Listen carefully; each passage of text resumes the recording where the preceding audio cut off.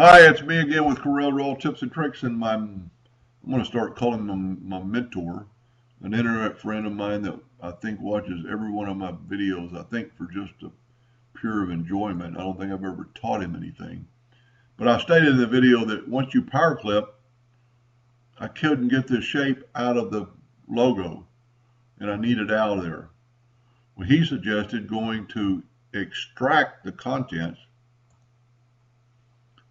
and then grabbing the shape tool, and I'm pretty sure we have to take this and ungroup it like you would anything, and then take the shape tool and just select all those nodes and get rid of them.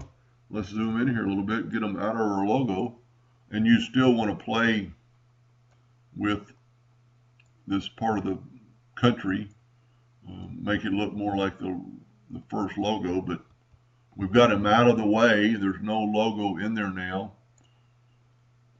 And now the only way I can figure out, you've still got it together, and go to range, power clip, and place inside frame. And now you have it back, and that logo is gone. See, before you could not do anything with this because of the power clip. So once again, twice in one day, he's helped me figure something out. So I hope you learned a little bit. You can always edit that power clip, because once you've changed the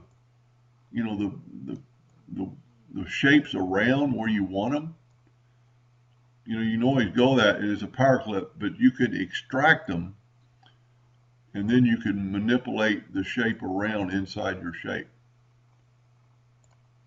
Anyway, I hope that helped a little bit. Thank you for watching.